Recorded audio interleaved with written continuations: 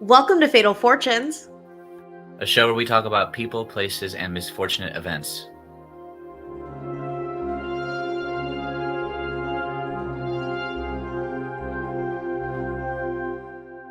Let's do it. I don't know much about ye old Robin Williams.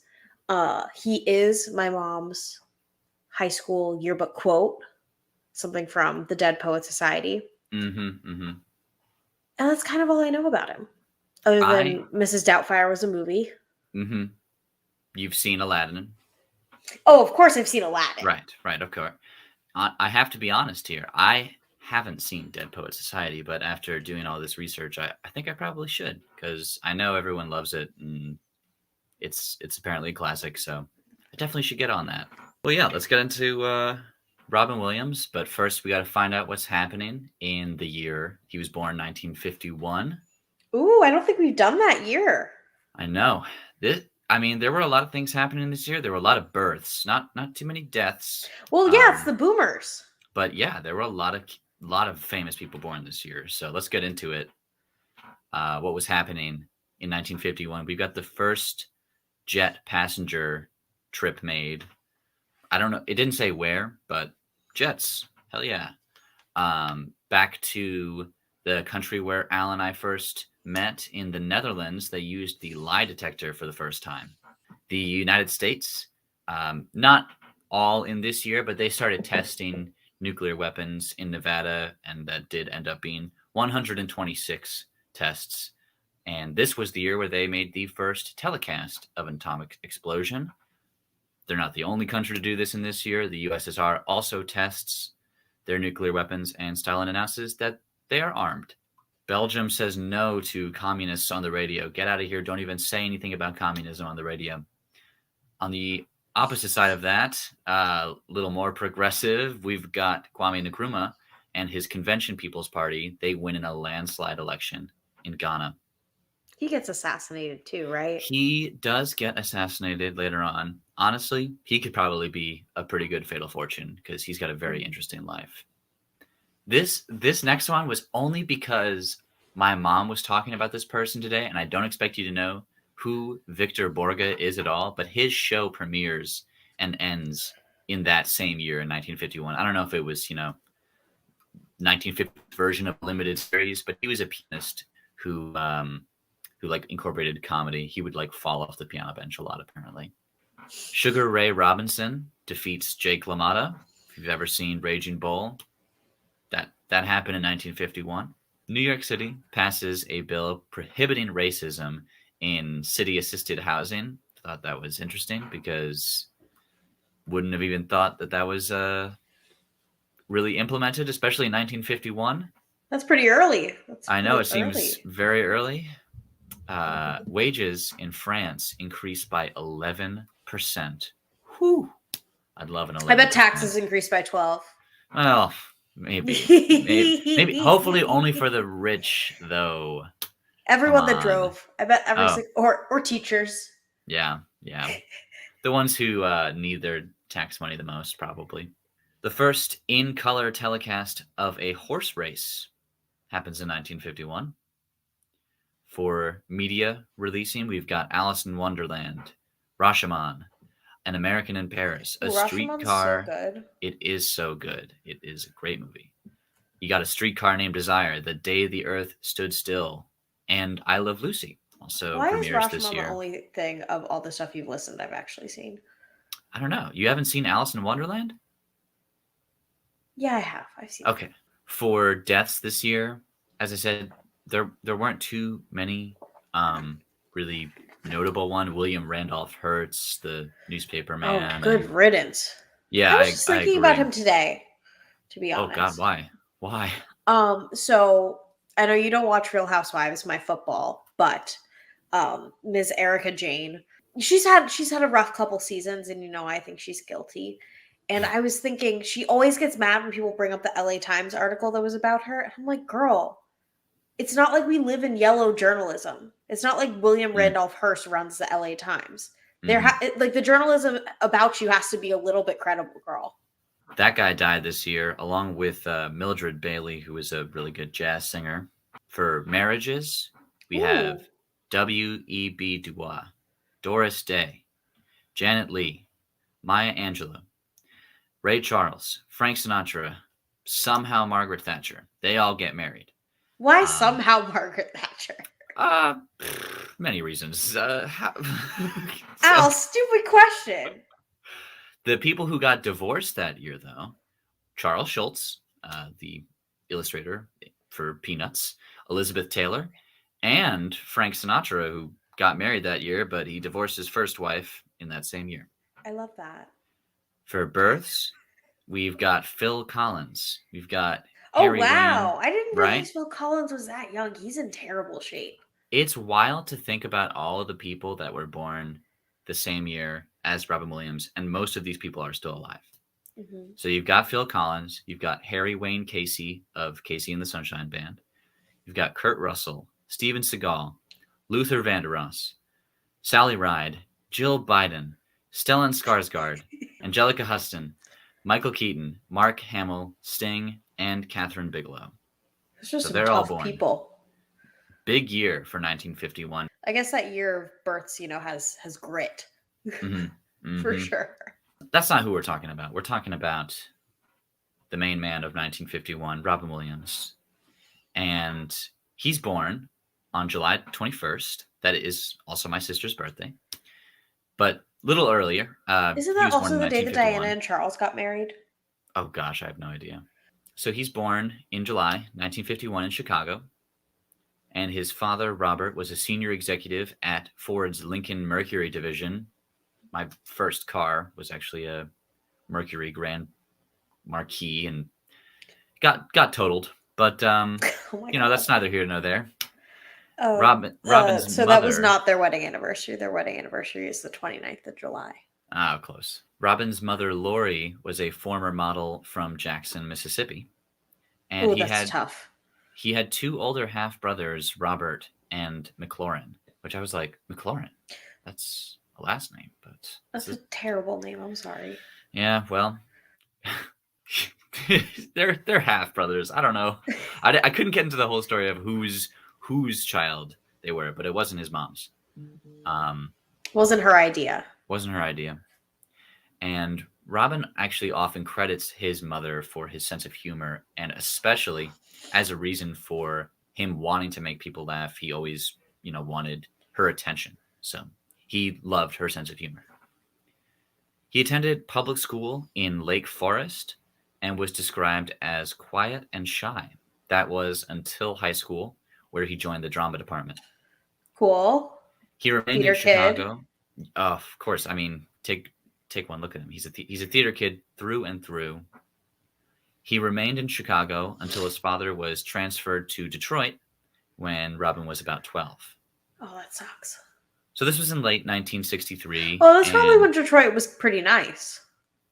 Yeah, I mean, I don't know when it got not nice, but I know RoboCop is based on Detroit. Some of the factories closed. Mm-hmm.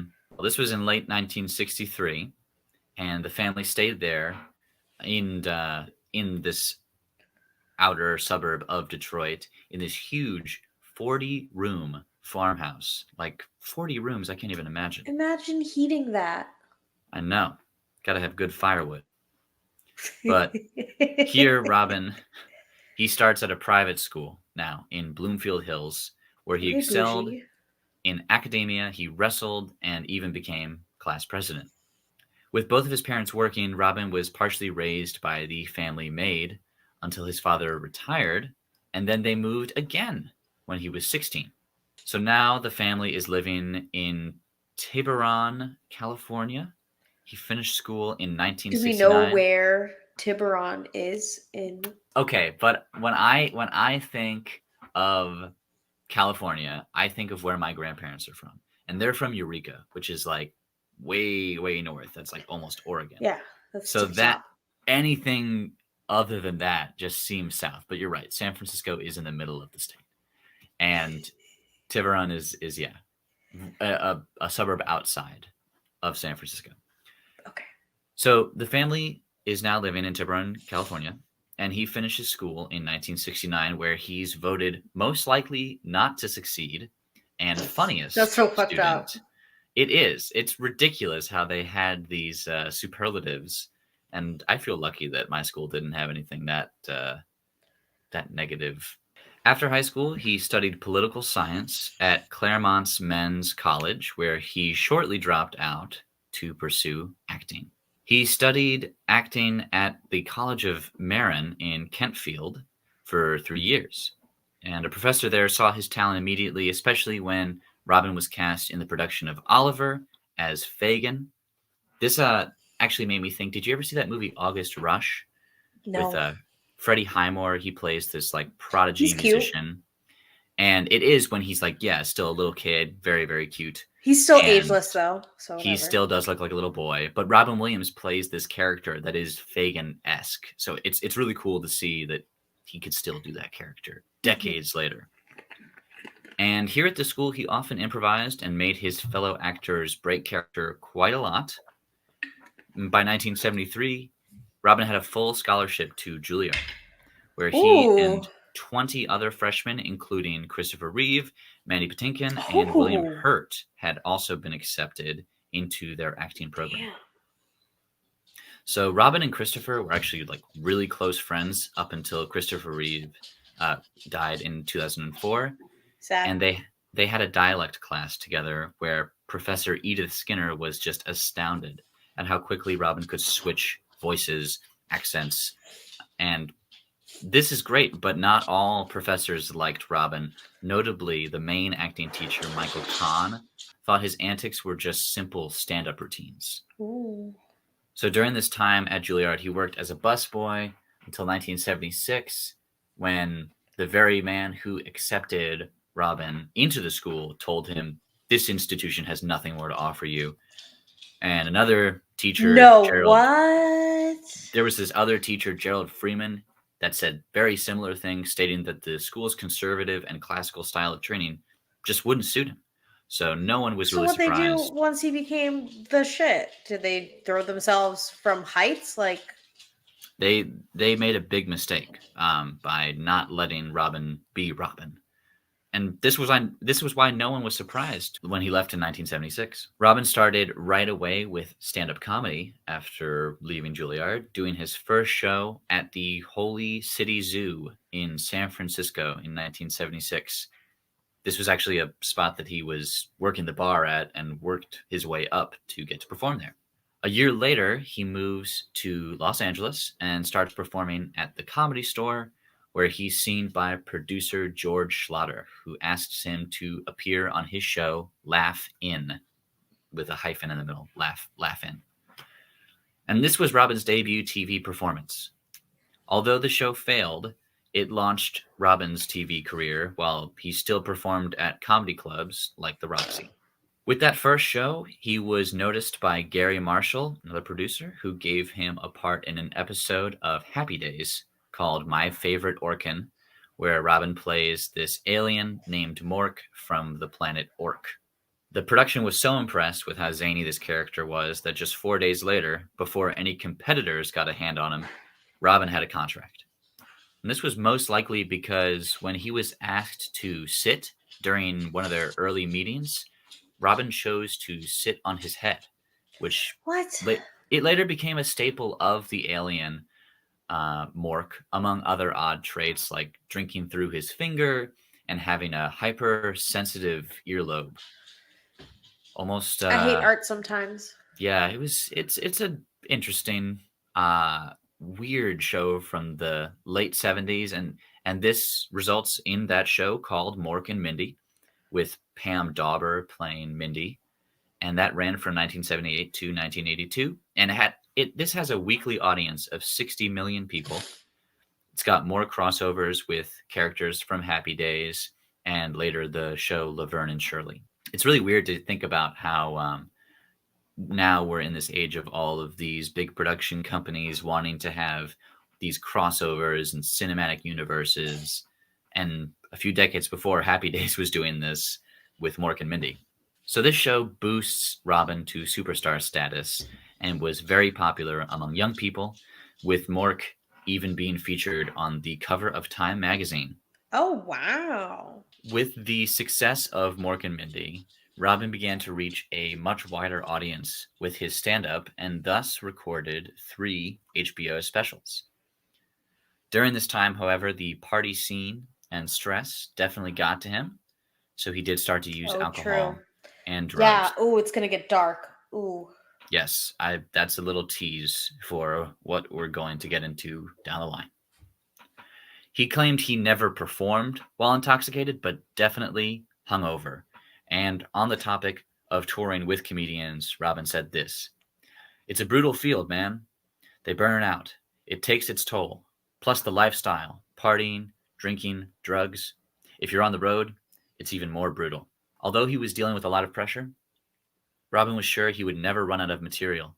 And this was partly due to his use of free associating, which is basically just, thinking of whatever comes off the top of your head, reacting to whatever's happening around you. And in improv, it's called like yes and. That was his whole thing. But this did get him into trouble with some comedians claiming he was stealing their jokes. Notably, Uh-oh. Whoopi Goldberg actually stood up and defended him. And in order to deter these rumors, Robin stops attending comedy shows of That's so other sad, comedians. though. It is, because if you're someone who loves comedy, you're going to want to go see some comedy. But he Yeah. didn't want people to think he was going to these shows to get material, so he just stopped altogether. So once his television career picked up, movies started to notice him. And after that success of Mork and Mindy, his first big role as the titular character, Popeye, happens in What? I didn't know 1980. that. You've never seen Popeye? It I guess is I'm a heathen, great. dude. I haven't Now, heard of. I've heard of one movie we've talked about. One. this film was mostly reviewed negatively, though, but it Okay. does have a huge cult following. And I remember Roger Ebert saying that his co-star Shelley Duvall was like born to play Olive Oyl, and she's great in it, and he's great in it. And unfortunately, that director, I'm forgetting his name right now, that movie kind of killed his career because of the reception What? of it. But I like it. It's a fun movie. It's Weird. nothing that's gonna challenge you, but it's fun. It's Popeye. Don't worry, Al. You won't be challenged at all by this film, just the Definitely way you not. like it. Definitely not. So the next major role that he had was in Good Morning Vietnam, which earned him a nomination for Best Actor in 1987. In this film, the producer Mark Johnson said that Robin was incredible and that, quote, "We just let the cameras roll." And Williams managed to create something new for every single take. He played this, radio shock jockey during the Vietnam War, trying to get people's hopes up with comedy. And he does all of his impressions that you hear him do later. I'll talk about Aladdin, but he does his Walter Cronkite, and Okay, he can wait. do anything. Rewind. Mm, Popeye did not end Robert Altman's career. it didn't. It definitely No. hurt it, though. Like, he still made movies after that. I mean, he didn't make another movie, it seems, for 12 years. But That's a long time to not um, make anything. 12 or not years is have a a long time. successful one. He Right. made other movies between then and then, but he did not have another Yeah. successful That one. Popeye did not bode well for him, I don't think. I'm like, I Even will if it not didn't stand destroy for him. this Robert Altman slander. Okay. I won't I'm not slandering him. I'm saying that Hollywood slandered him for this Yeah. movie. After Good Morning Vietnam, this kind of catapults him into more serious roles like Dead Poet Society, Yup. Awakenings, and Good Will Hunting. Also haven't seen that one. Good Will Hunting's pretty good, especially for a Boston movie. It's nice to see, the garden and some other landmarks, but I don't know. The garden is like a huge part in the movie, and that bench I'll talk about later. Oh, okay, He okay. went on to play Peter Pan in the phenomenal movie Hook. Have you seen Hook, Al? Damn, I don't know. you got to see Hook. Hook is great. Um, Dustin Hoffman plays Captain Hook, and Robin Williams plays Peter Pan, and it's Steven Spielberg, so it's very magical. Very fun 90s movie. Damn, that movie made money. And it made money. But his filmography, Robin Williams, it's radical in terms of all the different kinds of characters he played. He plays in 1 Hour Photo, this obsessive, emotionally disturbed photo technician. The Angriest Man in Brooklyn has him as, the angriest man in Brooklyn. And in Insomnia, that has him portray a murderer on the run, which is just so different and coming from an alien who sat on his head. And this Yeah. would garner him various awards, like Best Supporting Actor for Good Will Hunting, and it got him 2 more nominations for acting in The Fisher King and Dead Poets Society. Robin didn't only lend his physical acting, but his voice acting was also sought after by many animators. Of course, most know him as the genie in Aladdin, which Yup. does have an interesting story behind it. Robin didn't want the role at first because he didn't want the movie to promote itself on his name, specifically when it came to selling merchandise. He says, quote, "I'm doing it basically because I want to be part of this animation tradition. I want something for my children. One deal is I just don't want to sell anything, as in Damn. Burger King, as in toys, as in stuff." Well, they probably got a Genie Happy Meal because Disney did Yeah. not honor this agreement at all. They did sell toys, and they did promote this movie off of Robin Williams' name. And because of that, he declines to do the sequel as the genie in this direct-to-video Aladdin sequel. But when Disney gets a new chairman, Joe Roth, Roth issues an apology to Robin, maybe so that he would work as the genie again. And he does in the third film, another direct-to-video Aladdin and the King of Thieves. That was direct to video? Sad. Direct to video. Both of those sequels were direct to video. Dude, there are going to be people alive who are almost like cognizant adults that have no idea what direct to video means. True. We used to have this thing called videotapes. Yeah. They were really You could chunky. buy them You had at to Target. sometimes spin the little things on the back if it was loose. Yep. You always had to make sure to rewind it. Yeah. You didn't want him anywhere near magnets.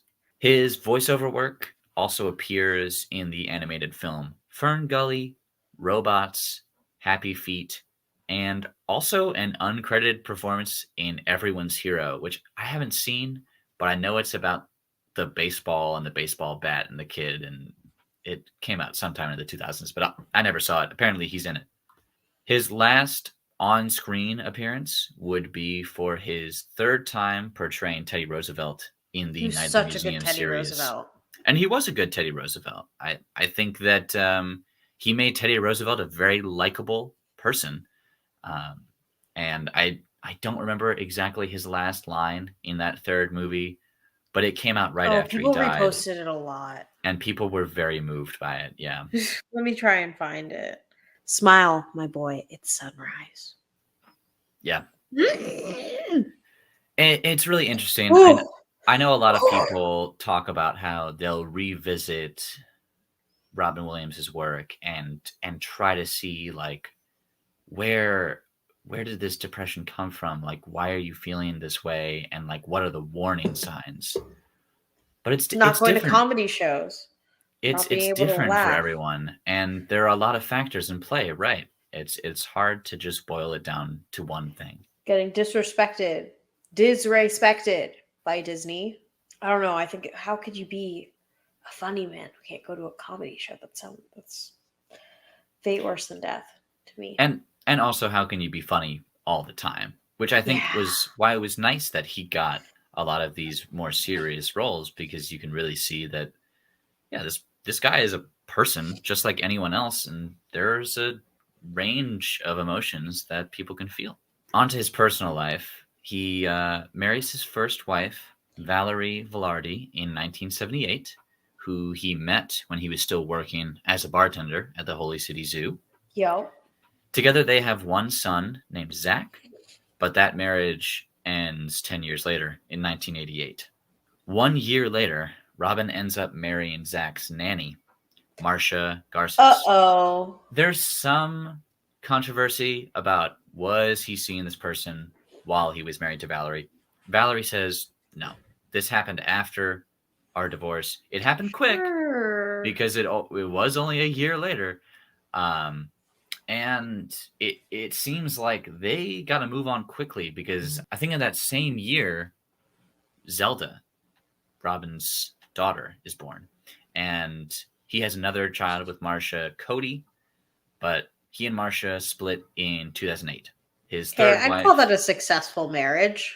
yeah, he's got three great kids, two with Marcia, one with Valerie, and then he has his third marriage where he marries graphic designer Susan Schreider in 2011.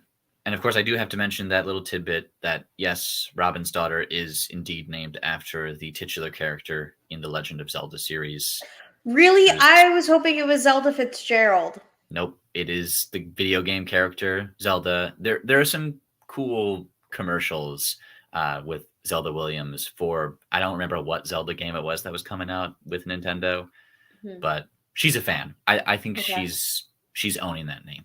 So now going on to the more depressing part of this episode, his health, and it's a very serious matter that, as stated before, he was addicted to various drugs, specifically cocaine. And this was something that made him incredibly paranoid, as cocaine does. And the birth of his son, Zach, he said was a wake up call, along with the death of his friend, John Belushi, who was also lost to drugs. Robin checked himself into rehab in 2006 as a struggling alcoholic, and then again in mid 2014. He checks himself into rehab those 2 times, and along with all of this, he's also got heart conditions. He's got an irregular heartbeat, and that gets him admitted to the Cleveland Clinic for a surgery in 2009.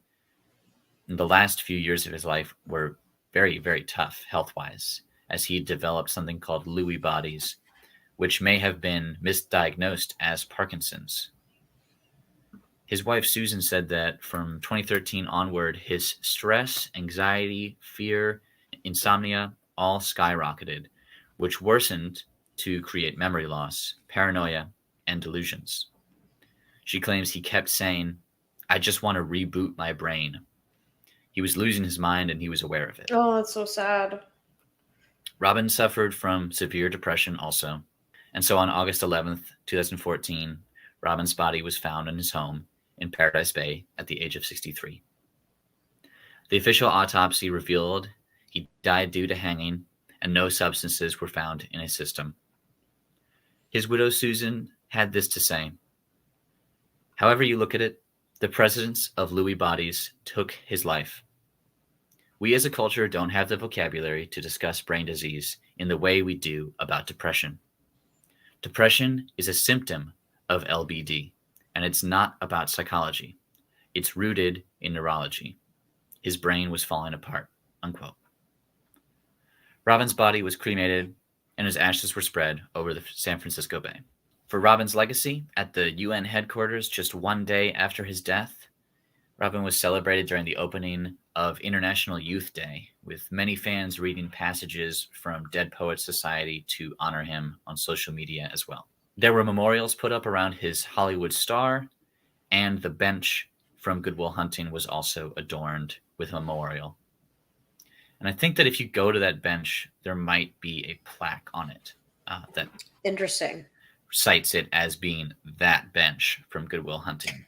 And like I said, you should The see it. bench. It is an iconic bench. PBS devoted a 1-hour special to Robin, celebrating his life with friends and fellow comedians. And on the subject of PBS, I just want to say, like, a personal story of this one PBS documentary I had growing up on videotape, on a VHS. And it was a show on animals. And I think that I had a Christopher Reeve one on whales, and Oh, that sounds really nice. the Robin Williams one was on dolphins. And I watched that dolphins one so much because he's so funny and he's just fascinated by these dolphins because they're Does he awesome. make dolphin noises? And of course, he makes dolphin noises. Absolutely. He talks to them like nobody else. There is a section of Golden Gate Park that was renamed Robin Williams Meadow, and a tunnel from the bridge was also dedicated in his name.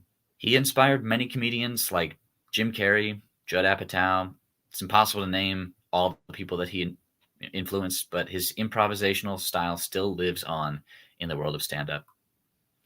The documentary Robin Williams, Come Inside My Mind, premiered on HBO in 2018, and a biography was released that same year.